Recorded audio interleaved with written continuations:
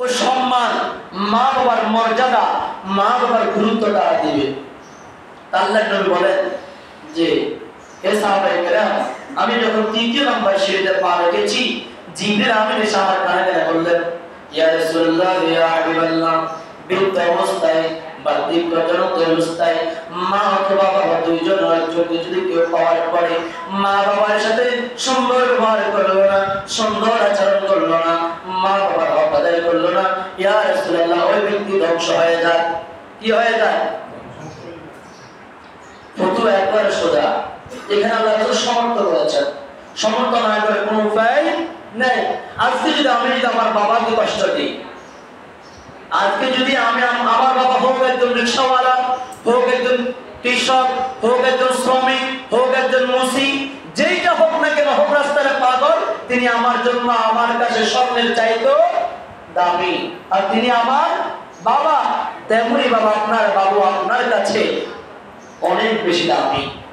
এই জন্য আল্লাহ নবী বলেছেন, মা অথবা দুইজনের যুদ্ধে পাওয়ার পরে যারা হক আদায় করলো না, সম্মান করলো না, তারা ধ্বংস হয়ে যায়। তখন এখন এবার আসেন, আমাদের দেশে এত বেশি হাজার হাজার বৃদ্ধাশ্রম আছে না নাই? আরে ভাই, মা একজন, বাবা একজন, দুইজনকে আমরা খাওয়াইতে গেলে আমরা ভাগ করি যে বড় ভাই খাওয়াবে 1 মাস, আমি খাওয়াবো 1 মাস, ছোট ভাই খাওয়াবে 1 মাস, ভাগ করি না? কথা বলো না, করি না? কিন্তু আচ্ছা, আমাদের বাবা মা যখন রুজি করেছেন, যখন আমরা ছোট ছিলাম, ভাই বোন কোন ফ্যামিলিতে 10-15 জন ভাই বোন আছে, আসলে নাই? ওই সময় বাবা কাউকে বলেছেন যে তুই তোর নানা বাড়িতে খাবি 5 দিন, তুই তোর দাদা বাড়িতে খাবি 10 দিন, বলেছেন?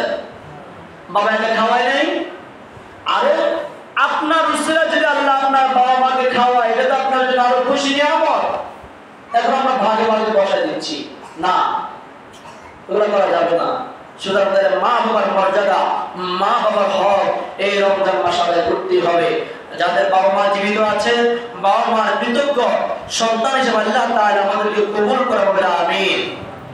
আল্লাহ তাআলা বলেন, ইউরিদুল্লাহু বিকুমুল ইউসরা ওয়া লা ইউরিদু বিকুমুল উসরা ওয়া লিতুকমিলুল ইদ্দাতা ওয়া লিতুকাব্বিরুল্লাহা আলা মা হাদাকুম ওয়া লাআল্লাকুম তাশকুরুন। আল্লাহ তাআলা বলেন, তোমাদের প্রতি শরীয়তের বিধান আমি আল্লাহ সহজ করে দিতে চাই, কখনো কঠিন করে দিই নাই। আর তোমরা অনাদায়ী রোজার করোনা পূরণ করো। আল্লাহ তাআলা বলেন, তোমরা যে রোজাগুলো কাজা করেছো, ওই রোজাগুলো তোমরা পূরণ করার জন্য প্রস্তুতি নাও।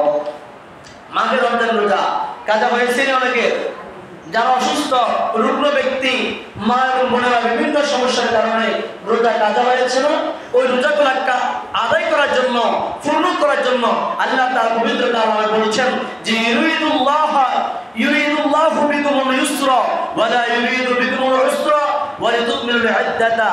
হে মানুষেরা, আমি আল্লাহ তোমাদের জন্য বিধানকে সহজ করে দিতে চাই, বরং তোমরা যারা রোজাকে কাজা করেছ, তোমরা রোজা কাজা পূরণ করার জন্য প্রস্তুতি নাও।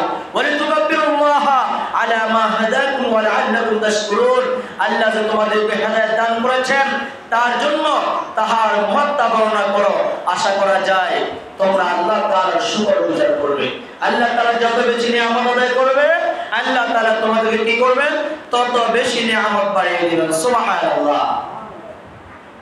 রাসূল সাল্লাল্লাহু আলাইহি ওয়াসাল্লাম বলেন যে